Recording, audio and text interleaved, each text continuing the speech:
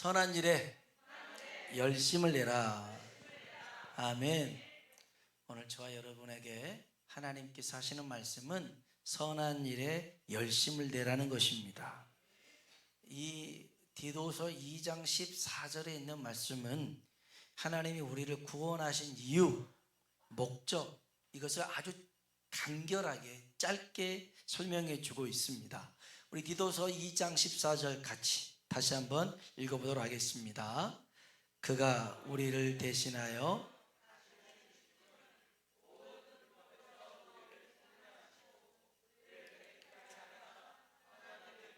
열심히 하는 자기 백성이 되게 하려 하심이라. 아멘, 아멘. 오늘 말씀해 보면 하나님이 왜 우리를 구원하셨는가? 천국 가게 하시려고요? 맞아요. 하나님 자녀 삼으시려고요? 맞아요.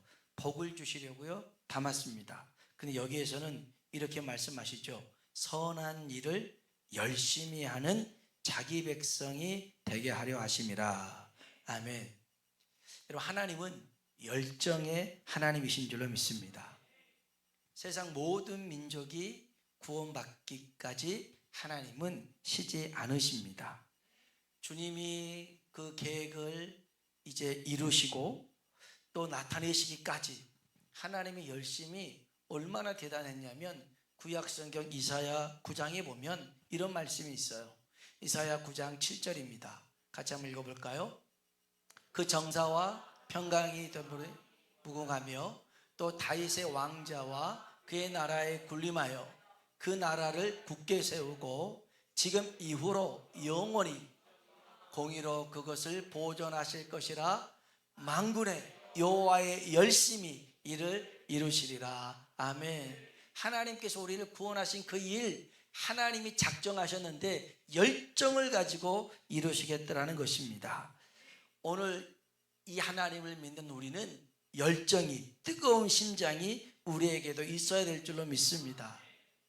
근데 점점 이게 사그러지고 조금 소멸되고 가고 있는 것 같아요. 근데 이것은 마지막 때의 특징이기도 합니다. 마지막 때는 모이기를 더디하고요, 모이는 것도 피하려고 합니다. 뭘 그리 자주 모이냐고. 일주일에 한 번만 모이면 되지. 제가 예전에 진짜 한 20년 전에 미국에서 부흥하는 교회가 있었는데 한 달에 한 번 모이는 교회가 부흥을 하더라는 거예요.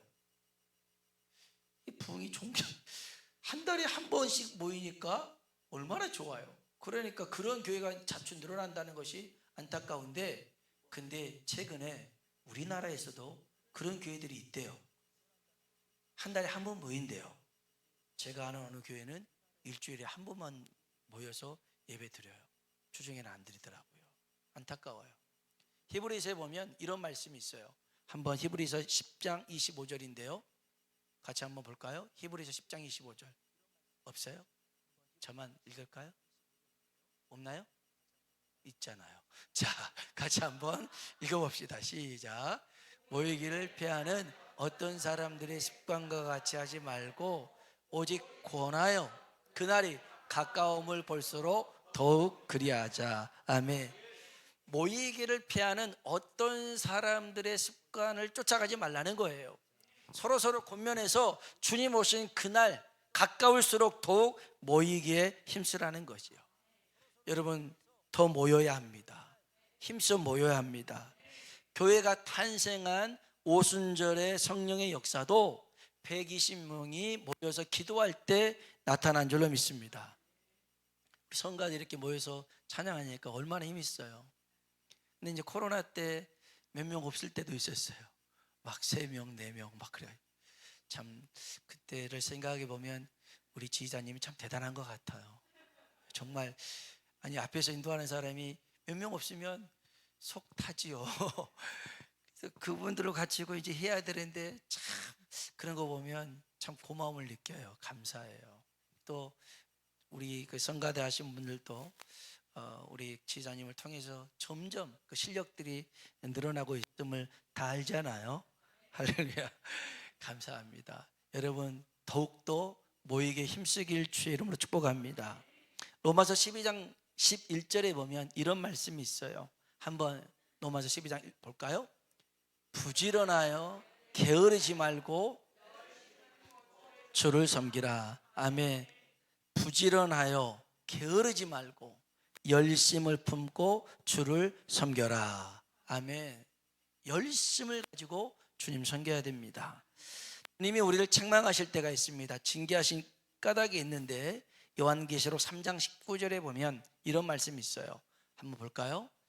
무릇 내가 사랑하는 자를 책망하여 징계하노니 그러므로 내가 열심을 내라 회개하라. 아멘. 열심을 내라 회개하라는 것입니다. 이 요한계시록 3장 19절에 있는 말씀은 라오디게아 교회에 주신 말씀이에요. 이 라오디게아 교회가 뜨겁지도 않고 차지도 않고 미지근했어요. 미지근하는 것은 간단해요. 뜨거운 것이 식어버렸든지 아니면 찬물에 희석됐든지 그러면 미지근해지는 거예요. 그러니까 주를 향한 열정이 사그러졌든지 아니면 세상의 것이 들어와 버렸든지 그래서 미지근해지더라는 거예요. 오늘 우리가 하나님을 향한 열정이 회복되길 주의 이름으로 축원합니다. 그러면 무슨 일에 열심을 가져야 되느냐? 오늘 여기 다시 한번 2장 14절 볼까요? 디도서 2장 14절 다시 한번 보겠습니다. 읽어보겠습니다. 그가 우리를 대신하여 자신을 주심은 모든 불법에서 우리를 속량하시고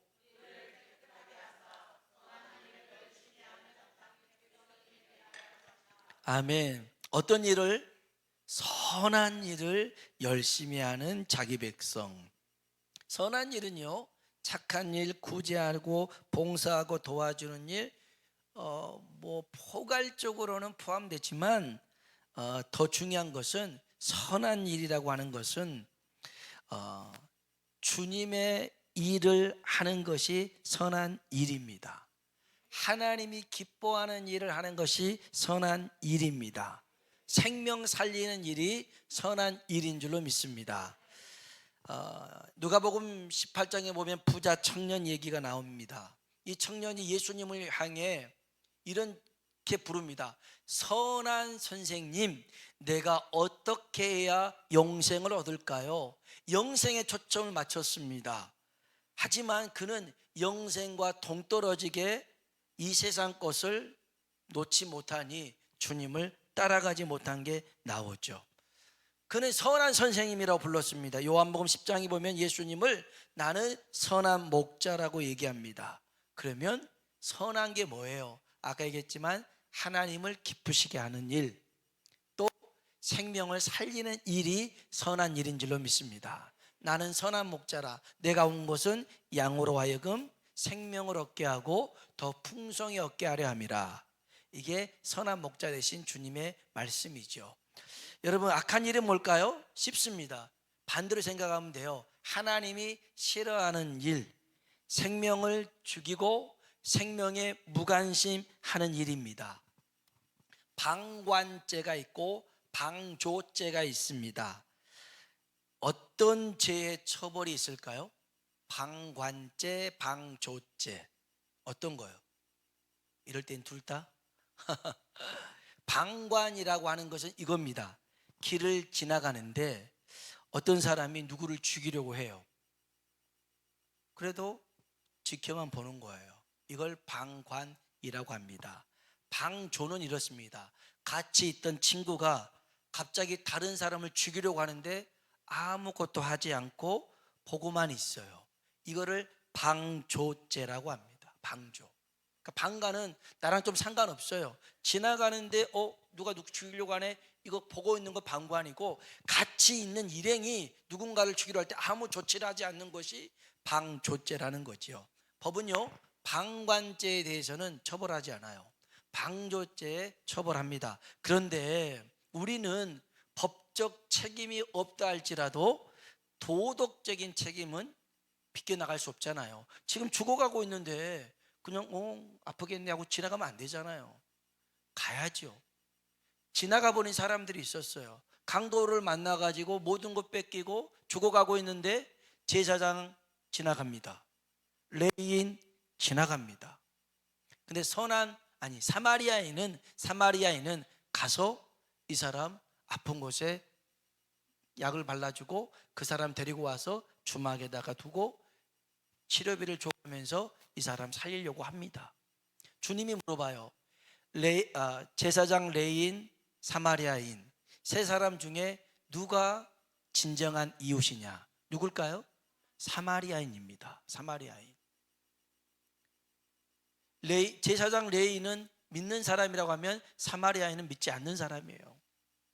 믿지 않는 사람도 그렇게 행하는데 믿는 우리가 가만히 있으면 되겠습니까? 주님이 이 이야기의 끝은 이겁니다. 너도 이와 같이 하라는 것입니다. 여러분, 우리는 영혼을 살리는 그 일에 여러분 무책임하게 가만히 있으면 안 돼요. 기도해야 됩니다. 손 내밀어야 됩니다. 전해야 됩니다. 영혼에 대해 무관심을 갖는 것은 죄요 악한 일이라는 것입니다. 디도서 2장 14절의 말씀에 대한 주해 설명이 3장에 나와요. 3장 4절로 5절 봅시다. 같이 한번 읽어봅시다. 우리 구주 하나님의 자비와 사람 사랑하심이 나타날 때에 우리를 구원하시되 우리가 행한 바 의로운 행위로 말미암지 아니하고 오직 그의 긍휼하심을 따라 중생의 씻음과 성령의 새롭게 하심으로 하셨나니. 아멘. 하나님이 우리를 어떻게 구원하셨대요? 바로 하나님의 은혜로 구원하셨더라는 것입니다. 그럼 은혜로 구원받는 사람들 어떻게 살아야 돼요? 6절 7절입니다 한번 읽어볼까요? 그리스도로 말미암아 우리에게 그 성령을 풍성히 부어주사 우리로 그의 은혜를 힘입어 의롭다 하심을 얻어 영생의 소망을 따라 상속자가 되려 하려 하심이라. 아멘. 영생의 소망을 우리에게 주셨어요. 하나님의 자녀된 우리에게 영생을 소망을 주셔가지고 하늘 바라보고 살아가라고 말씀하십니다. 이것이 우리를 구원한 목적이죠. 그리고 8절 한 번 더 읽어봅시다. 8절입니다. 이 말이 밉부도다. 오낙은 이 여러 것에 대하여 굳세게 말하라. 이는 하나님을 믿는 자들로 하여금 조심하여 선한 일을 힘쓰게 하려 함이라. 이것은 아름다우며 사람들에게 유익하니라. 아멘. 아멘. 사람들에게 유익한 삶이 선한 일을 하는 삶입니다. 오늘 저와 여러분이 선한 일에 열심을 내길 축복합니다. 한번 인사할까요? 선한 일에 열심을 냅시다. 아멘. 그럼 선한 일에 열심을 내려면 몇 가지 우리가 해야 될 게 있습니다. 첫 번째는요, 성령의 충만을 받아야 됩니다. 불같은 성령이 임하면 이 마음이 뜨거워집니다. 그래서 기도하게 됩니다. 갑자기 사람들의 생각나기 시작합니다. 그리고 그 사람이 불쌍해지기 시작합니다. 그리고 그를 위해서 기도하는데요, 눈물을 쏟아서 기도하게 됩니다.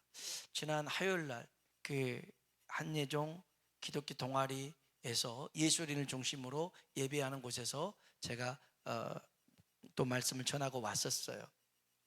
그때 이 기독교 동아리가 20년 전에 세워졌대요. 하지만 이렇게 예배로서 이렇게 자리 잡는 것은 이제 요번인데, 근데 그때 그 창단 멤버였던 이가 이 기독교 동아리를 만들었던 동기가 있는데, 그 동기가 정말 그 찬양단도 만들고 그 다음에 모여서 회식을 하더라도 술로 회식하지 않고 사이다로 회식을 하고 그렇게 거룩하게 열심을 갖고 살려고 했던 친구가 있었나 봐요. 그런데 그 친구는 지금 세상으로 빠져 있어서 술에 찌들려 살아가고 그런 친구라는 거죠. 근데 이 친구가 그런 거에 대해서 그냥 그러려니 했는데, 그 예배 자리에 참석했던 이 친구가 예배 전에 다른 이야기로 이 친구한테 20년 전 그 친구한테 전화가 와서 그냥 통화하고 했는데, 예배를 드리고 나니까 그 친구에 대한 안타까움에 눈물을 흘려가면서 기도하고 자기도 왜 우는지를 모를 정도로 그런 마음이 주어지더라는 거예요. 여러분, 성령으로 충만하면 우리가 영혼에 대해서 관심을 갖게 될 줄로 믿습니다. 거룩한 열정은 성령의 임재 가운데 나타납니다. 그래서 여러분, 우리는 성령 충만 받아야 될 줄로 믿습니다. 두 번째로 은혜에 대해서 감사해야 됩니다. 따라합시다. 은혜에 감사하자. 아멘. 나를 위해 죽으시고 죄악에서 건져주신 주님 은혜에 감격하는 것입니다. 여러분, 감동을 받으면 가만히 있을 수가 없어요. 정말 내 마음에 감동이 되잖아요. 그러면 움직이게 되어 있습니다. 여러분, 하나님의 은혜가 우리 가운데 충만히 부어지길 축복합니다. 그리고 세 번째, 주님을 사랑하는 것입니다. 누군가를 사랑하잖아요. 가만히 있지 않습니다. 움직이지 않는 사랑은 사랑이 아닙니다. 사랑해 보세요. 움직이게 되어 있습니다. 몸이 가 있고요, 마음이 가 있고요, 뭘 내가 자꾸 하고 있습니다. 저는 세상에서 가장 의미 없는 것 중에 하나가 뭐냐면, 지금은 그러지 않겠지만 하갈, 그 다음에 별 접는 거 있잖아요. 접어가 하트 접어가지고 전개 접어줘 주잖아요. 종이약 1000마리. 시간 지나면 다 어디에 처박혀 있는지도 모르겠지만, 그거 근데 하나하나 접으면서 그 사람 생각하는 겁니다. 아유, 죽겠다 그러면서 합니다. 쓸데없는 짓이지만 아니요, 하면서 씩 웃고 있습니다. 좋아서 합니다. 누가 시켜서도 안 해요. 좋아서 합니다. 좋아하면 그렇게 되어 있어요. 구약 성경에 보면 룻기에 이제 보아스가 룻에 대한 사랑을 느낍니다. 그리고 가만히 시간이 해결해 주려고 하지 않습니다. 그가 나서 가지고요, 아무개 기업 물을 자를 찾아가 가지고 네가 기업 물을 거냐 물지 않을 거냐 얘기하고선 안 물은다고 하니까 바로 자기가 물으겠다 해서 룻을 자기 아내로 삼습니다. 야곱 보세요. 라헬을 사랑합니다. 얼마나 사랑했는지 7년 일하면 라헬과 결혼시켜 주겠다 했는데 이 7년이 수일처럼 지나가더라. 사랑해 보셨나요? 7년이 수일처럼 지나갑니다. 그래가지고 이제 드디어 이제 라헬과 결혼하겠다고 싶어서 들어가서 이제 하룻밤 보냈는데, 그때는 불빛이 없었어요. 깜깜하니까. 눈 떠 보니까 내 안에 속았네. 삼촌한테 그래요. 어떻게 이렇게 속일 수 있어요? 우리 지방에서는 언니를 제껴두고 동생이 가는 법이 없어. 네가 다시 나엘과 결혼하려면 또 7년 보내. 또 그런 거예요. 사랑하잖아요. 까짓 거 7년 더 하지. 그래서 14년 동안 해가지고 나엘과 결혼한 거였어요. 힘들지 않았어요? 힘들었겠지만 기뻤더라는 거예요. 여러분, 주님을 사랑하길 주의 이름으로 축복합니다. 그러면요, 아무것도 아니어도 기쁘게 즐겁게 할 수가 있어요. 예레미야 20장 9절에 보면 진리의 말씀을 품을 때에 우리 안에서 견딜 수 없음을 나타내요. 우리 예레미야 20장 9절에 있는 말씀 한번 볼까요? 내가 다시는 여호와를 선포하지 아니하며 그의 이름으로 아니하려 하면 나의 마음이 불붙는 것 같아서 골수에 사무치니 답답하여 견딜 수 없나이다. 아멘. 예레미야가요, 하나님 말씀을 전하는데 사람들이 안 듣습니다. 좋은 소리 안 했거든요.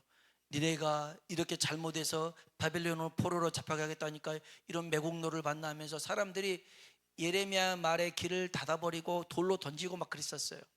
그래서 너무 속상하니까 예레미야가 하나님 이제는 하나님 말씀을 선포하지 않겠습니다. 전하지 않겠습니다. 듣지도 않는데 왜 합니까? 하고 입을 꾹 다물었는데 예레미야 안에 있는 이 하나님의 말씀이 불붙이 일어나더라는 겁니다.